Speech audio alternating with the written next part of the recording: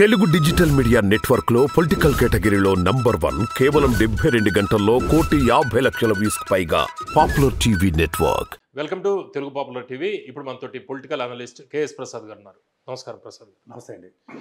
ప్రసాద్ గారు, ఇప్పుడు పొత్తుల్లో TDP Janasena పొత్తుల్లో 94 TDP, జనసేనకి 24.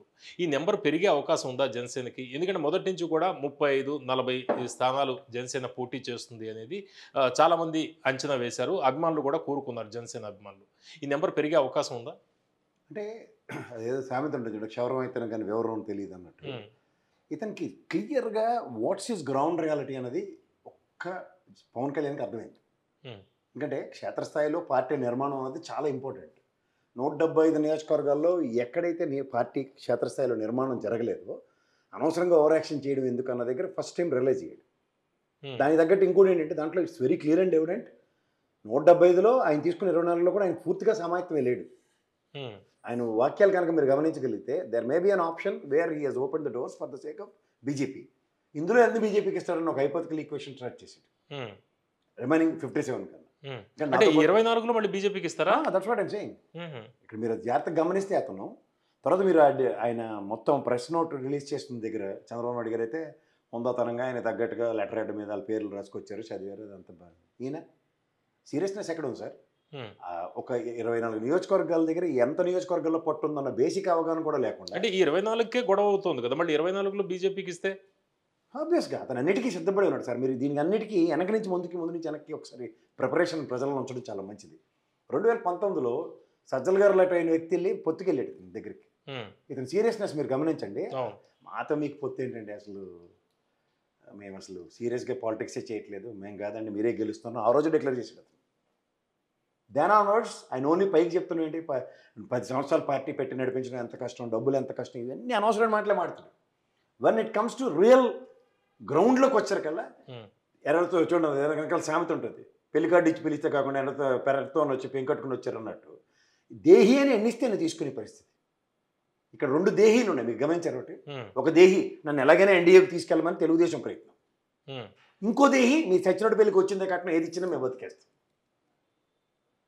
నాతో డిబేట్లో తెలుగుదేశం కొంతమంది అధికార ప్రతినిధులు మాట్లాడుతూ we are not so concern and we are not so serious about MLAs అండి, ఎంపీలు మాకు ఎమ్మెల్యేలే కావాలి, ఎంపీలు మీ అసలు సీరియస్నెస్ లేదు, మాకు బీజేపీ ఎన్ని అడిగితే దానికి అన్ని ఇచ్చేస్తామని చెప్పి. అంటే ఓవరాల్గా ఈ పొత్తుల్లో చంద్రబాబు గారు తగ్గట్లేదు, పవన్ కళ్యాణ్ గారు తగ్గుతున్నారు అనేది మీ అభిప్రాయమా?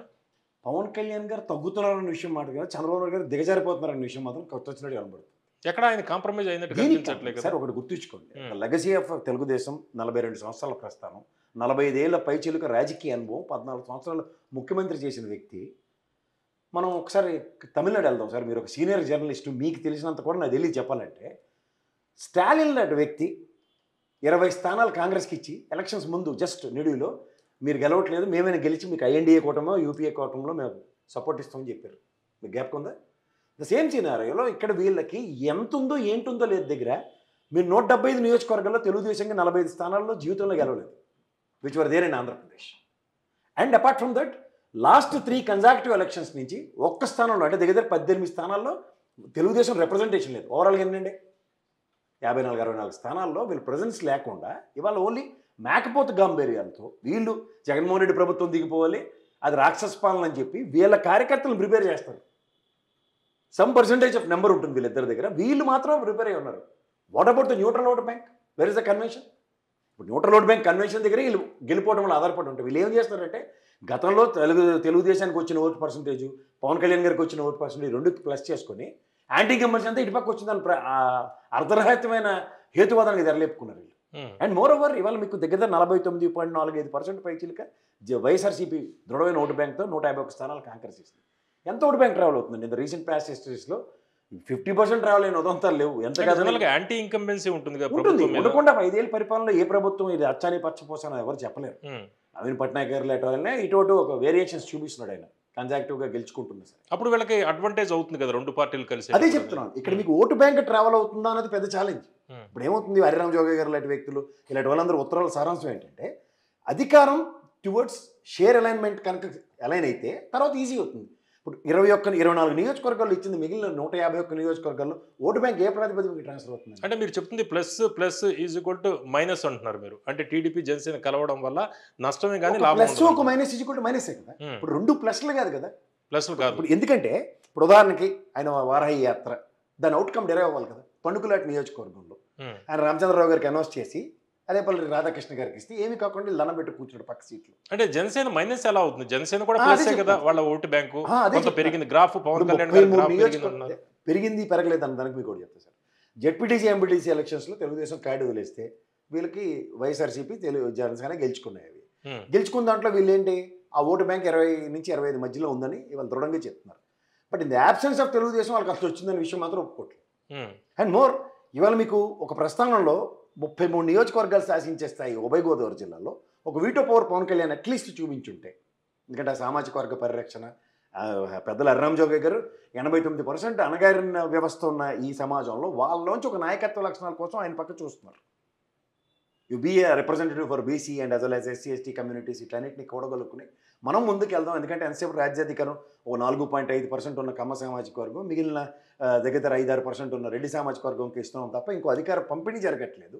సో డెఫినెట్లీ ఈ నుడి బి ఏ లీడర్ అన్న దగ్గర ఈయన కనీసం 33 ఉభయ గోదావరి జిల్లాలో కూడా ఛాలెంజింగ్ ఆస్పెక్ట్ లేదు. ఇది ఎందుకు నెగిటివ్ కాదండి? ఇప్పుడు ఉభయ గోదావరి జిల్లాలో ఒకదాంతో ఇలాగ మన కుటుంబ బంధాల్లో పెనవేసుకున్నట్టే ఒక్కొక్క నియోజకవర్గం. ఇప్పుడు వీళ్ళు ఎరగొట్టారు 26 జిల్లాల కింద, కానీ అవన్నీ ఎలా ఉంటాయో మనకు తెలియనివా. సో ఇక్కడ మీకు ఓటు ట్రాన్స్ఫర్ ఉన్న దాంట్లో వీళ్ళ యొక్క ఎబిలిటీస్ ఏంటి అన్నది చాలా పెద్ద ప్రశ్న. ఇప్పుడు నిక్కర్సుగా నిటారుగా నిలబట్టి కొంత పార్టీకి పనిచేస్తున్న వాళ్ళందరికీ ఎన్ని సీట్లు రాలేదు. ఇవాళ ఎంతో దాకా ఎందుకు సార్, ఆయన మన మండపేట కంచుకోట తెలుగుదేశం డెలిబరేషన్ ఇచ్చుకుంది టికెట్ అనౌన్స్ చేసి. ఇవాళ డాక్టర్ గారు ఇంటికి వెళ్ళినప్పుడు మీరు నంబర్ బయట ఫ్లెక్సీలు గిక్సీలు అన్నీ చింపేస్తున్నారు. ఇక డాక్టర్ గారు ముందు ఆయన తెలివితేటలు ఉపయోగించి డాక్టర్ గారు ఇంటికి వెళ్ళి పాసిఫికేషన్ జరుగుతుంటే ఆయన చూపులు చూడండి, మీరు పక్క చూస్తున్నాడు. ఆయన ఫ్లెక్సీలు చింపుతుంది, ఈయన మాత్రం మేము ఇద్దరం సమన్వయపరుచుకున్నాం, మేము కలిసి ప్రయాణం చేస్తాం అని చెప్తాం. రాజమండ్రి రూరల్ కందులు దుర్గేష్ అది అంతే కదా. ఇప్పుడు ఆయన పెద్ద ఆయన బుచ్చే చౌదరి గారు ఎంత కాదన్నా సరే మీకు రాజమండ్రి మీద పూర్తి అవగాహన కూడా ఉంది. ఆయన అసలు ఎలా నిలబడి గెలుచుకొస్తున్నాడు సార్ కన్సాక్యూటివ్గా. ఆయనకి రీప్లేస్మెంట్ ఆయన కుటుంబ సభ్యులో లేదంటే ఆయనకి పార్లమెంట్ అనౌన్స్ చేస్తామని ఒక సముచిత స్థానం ఇచ్చినప్పుడు ఆ నియోజకవర్గం పట్ల కమిట్మెంట్ ఉంటుంది. But apart from all this out of the box అన్నట్టు కాకుండా ఒక నిలువునే 3 స్థానాలు గెలిచిన వాళ్ళకి టికెట్లు మొదలైంపులు లేవని చెప్పి ఇవాళ దాని మీద డెసిషన్ తీసుకుంటే అంటే నిరతవరకు పంపిస్తారంట కదా దుర్గేష్ గారిని, కొంత అది కూడా ప్రచారం జరుగుతుంది. ఇవన్నీ టాగునింతలే కదా సార్. ఇప్పుడు వాస్తవానికి ఆయన 175 నియోజకవర్గాల్లో వీళ్ళిద్దరూ కూర్చున్నప్పుడు ఈయన కమిట్మెంట్ ఏంటి, చిత్తికాయత మీద రాసుకొచ్చి అవుతాడా? పైపచ్చి 5 నియోజకవర్గాల్లో 5 నాయకుల పేర్లు నోటి మీద లేవంటే ఏమని చెప్పాలండి? ఇంకా త్రిశంకు స్వర్గంలో ఎన్నాళ్ళు ఉంటారు అంటే నాయకులు లేరనుకోవాలా, ఎక్కువ మంది నాయకుల వల్ల ఒక నిర్ణయానికి రాలేకపోతే. ఒకటిపల్లి ఎగ్జాంపుల్ సార్, నాయకులే ఉండరు, వాళ్ళు తెలుగుదేశం వాళ్ళు రాని వాళ్ళందరికీ పిలిచి టికెట్లు ఇస్తారు. ఇప్పుడు మీకు ఉదాహరణకి చెప్పాలంటే గంటా శ్రీనివాస్ చీపురుపల్లి బస్ స్టాండ్ మీద నిలబడితే నో నాకు భీమిలే కావాలంటాడు. భీమిల్లో పంచకర్ల గారు ఉన్నారు, ఆ కుర్రాడు ఎప్పటి నుంచో కష్టపడుతున్నాడు. లాస్ట్ ఎలక్షన్స్లో ఆల్మోస్ట్ తగడం బగడం వచ్చాడు. అలాంటి వ్యక్తి ఇవాళ మరి చూడండి, ఆయనకి కాదని గంటా శ్రీనివాస్కి ఇచ్చే కార్యక్రమంలో ఇటేముంది లాస్ట్ మూమెంట్లో జనసేనలో వేస్తారు. ఇక అర్థమవుతుందా? ఈ వస్తు సరఫరా బార్టర్ సిస్టమ్ ఎప్పుడైతే తెరలేపబడిందో ఇది క్రిస్టల్ క్లియర్గా తెలిసిపోతుంది వాళ్ళ యొక్క అవగాహన రాహిత్యం. పవన్ కళ్యాణ్ గత ప్రవచనాలు చెప్పినట్టు నాకు 10, 20, 30 ముష్టి వేసినట్టు వేస్తారా, మన పార్టీ అంటే ఏంటని ఊగిపోయిన ప్రవచనాలు అని ఏమి. అంటే మీరు చెప్తుంది టీడీపీ టికెట్ రాని వాళ్ళు జనసేనలోకి వెళ్ళిపోయి అక్కడ టికెట్ తీసుకుంటారు, అంటే ఆ కోటాలో వచ్చేస్తుంది వీళ్ళకి టీడీపీ వాళ్ళకి అనేది మీరు చెబుతున్నారు. అదొక ఛాన్స్ ఉంది, అదొక ఛాన్స్ సార్, వెరీ ఇన్వెటబుల్. ఎందుకంటే 170లో ఆయన అనౌన్స్ చేశాడు కదా సార్ 94, చంద్రబాబు నాయుడు గారు 94 అనౌన్స్ చేశారు. ఈయన 5 ముక్కుతో మూలుగుతో 5 చేసి మిగిలిన 19 కొర్రెందుకు పెట్టుకున్నాడు? What's wrong in it? Chandrababu Naidu గారు మీరు చెప్తుంది 2, ఒకటేమో టీడీపీ టికెట్ రాని వాళ్ళందరూ కూడా ఆయా నియోజకవర్గాల్లో వీళ్ళ కోటా ఏదైతే ఉందో ఆ కోటాలో జనసేన నుంచి చేయడం అనేది ఒకటి. రెండోది బీజేపీ వాళ్ళు కూడా జనసేన కోటాలోనే చేస్తారు అనేది ఒకటి. ఆబ్వియస్గా ఇప్పుడు మీకు అర్థమవుతుంది జనసేన వాళ్ళ పరిస్థితి ఏంటి. ఇప్పుడు 50 ఏళ్ళలో బీజేపీ కోసం వెయిట్ చేస్తున్నామని తెలుగుదేశం నుంచి స్టేట్మెంట్ లేదు. త్యాగాల మనిషి పవన్ కళ్యాణ్ గారు చెప్తున్నారు, for the sake of BJP వాళ్ళు మెలడో అన్నాడు. మీకు అర్థమవుతుందా? సో ఇక్కడ నేను ఏంటంటానంటే వీళ్ళు 3 అనౌన్స్ చేసిన దగ్గర పార్లమెంట్లు కానీ లేకపోతే 5 అనౌన్స్ చేసిన వాటి మీద ఉన్న శతశుద్ధి